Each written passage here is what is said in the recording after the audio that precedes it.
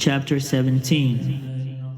Now the Philistines gathered their armies for battle. They were gathered at Succoth, which belongs to Judah, and encamped between Succoth and Azekah, in Ephes Dammim. Saul and the Israelites gathered and encamped in the valley of Elah, and formed ranks against the Philistines.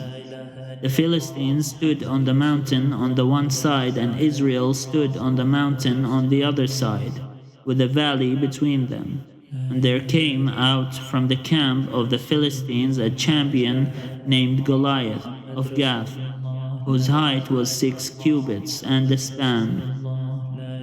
He had a helmet of bronze on his head, and he was armed with a coat of mail. The weight of the coat was 5,000 shekels of bronze. He had greaves of bronze on his legs, and a javelin of bronze slung between his shoulders.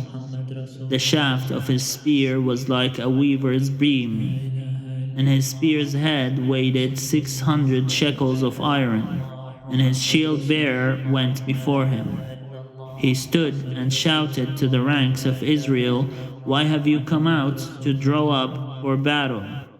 Am I not a Philistine, and are you not servants of Saul? Choose a man for yourselves, and let him come down to me. If he is able to fight with me and kill me, then we will be your servants. But if I prevail against him and kill him, then you shall be our servants and serve us." And the Philistines said, "Today I defy the ranks of Israel. Give me a man that we may fight together."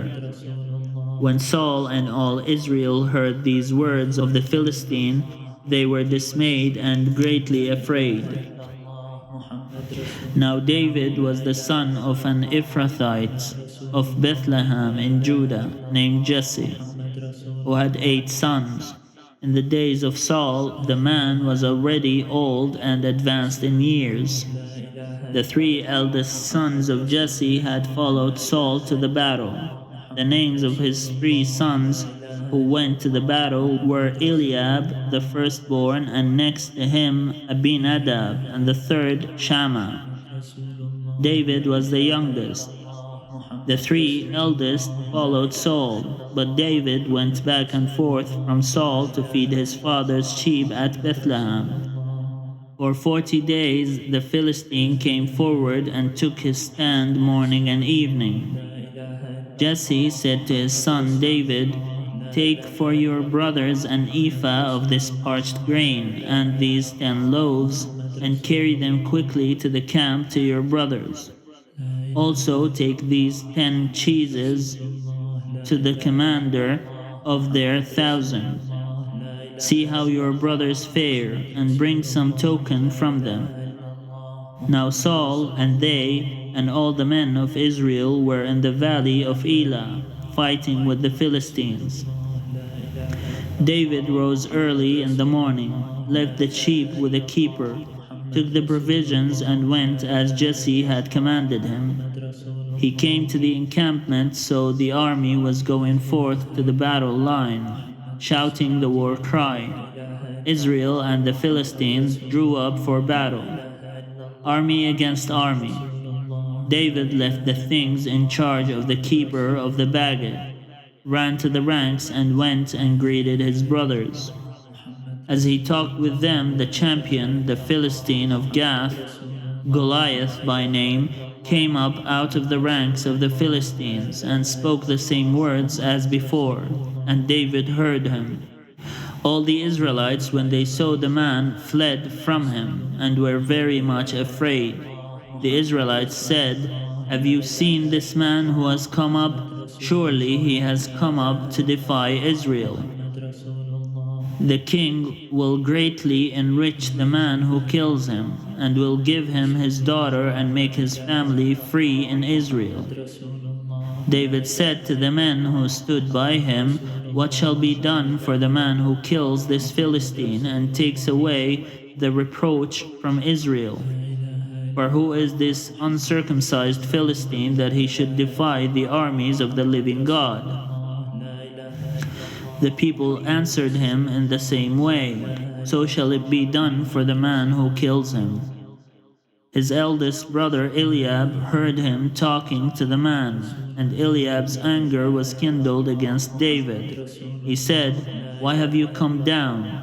With whom have you left those few sheep in the wilderness?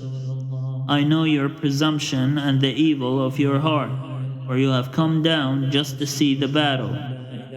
David said, "What have I done now?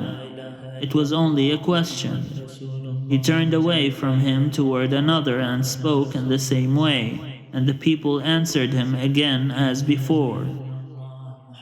When the words that David spoke were heard, they repeated them before Saul, and he sent for him. David said to Saul, "Let no one's heart fail because of him. Your servant will go and fight with this Philistine." Saul said to David, "You are not able to go against this Philistine to fight with him, for you are just a boy, and he has been a warrior from his youth." But David said to Saul, "Your servant used to keep sheep for his father, and whenever a lion or a bear came and took a lamb from the flock, I went after it and struck it down, rescuing the lamb from its mouth.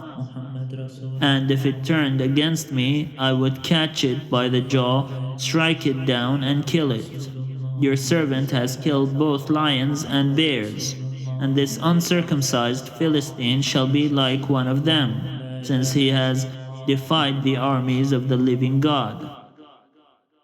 David said, "The Lord, who saved me from the paw of the lion and from the paw of the bear, will save me from the hand of this Philistine." So Saul said to David, "Go, and may the Lord be with you." Saul clothed David with his armor. He put a bronze helmet on his head and clothed him with a coat of mail. David strapped Saul's sword over the armor, and he tried in vain to walk, for he was not used to them. Then David said to Saul, "I cannot walk with these, for I am not used to them." So David removed them. Then he took his staff in his hand and chose 5 smooth stones from the wadi and put them in his shepherd's bag, in the pouch. His sling was in his hand, and he drew near to the Philistine. The Philistine came on and drew near to David, with his shield bearer in front of him. When the Philistine looked and saw David, he disdained him, for he was only a youth, ruddy and handsome in appearance. The Philistine said to David, "Am I a dog that you come to me with sticks?" And the Philistine cursed David by his gods. The Philistine said to David, "Come to me, and I will give your flesh to the birds of the air and to the wild animals of the field." But David said to the Philistine, "You come to me with sword and spear and javelin, but I come to you in the name of the Lord of hosts, the God of the armies of Israel, whom you have defied.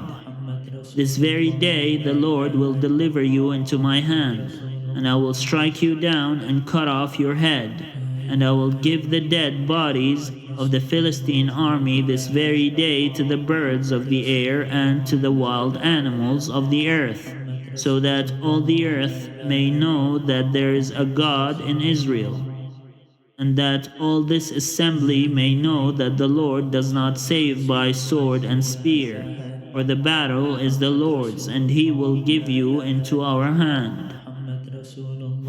When the Philistine drew nearer to meet David, David ran quickly toward the battle line to meet the Philistine. David put his hand in his bag, took a stone, slung it, and struck the Philistine on the forehead.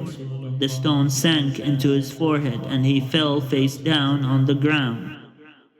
So David prevailed over the Philistine with a sling and a stone, striking down the Philistine and killing him.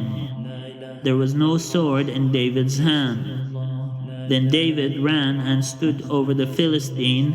He grasped his sword, drew it out of its sheath, and killed him. Then he cut off his head with it.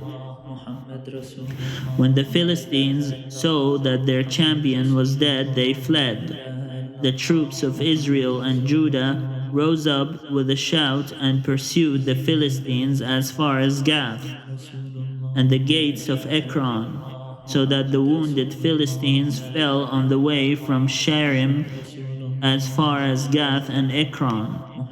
The Israelites came back from chasing the Philistines, and they plundered their camp. David took the head of the Philistine and brought it to Jerusalem, but he put his armor in his tent. When Saul saw David go out against the Philistine, he said to Abner, the commander of the army, "Abner, whose son is this young man?"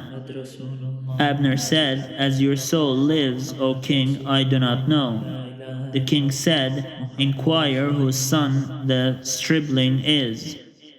On David's return from killing the Philistine, Abner took him and brought him before Saul, with the head of the Philistine in his hand. Saul said to him, "Whose son are you, young man?" And David answered, "I am the son of your servant Jesse the Bethlehemite." محمد رسول الله لا إله إلا الله محمد رسول الله لا إله إلا الله محمد رسول الله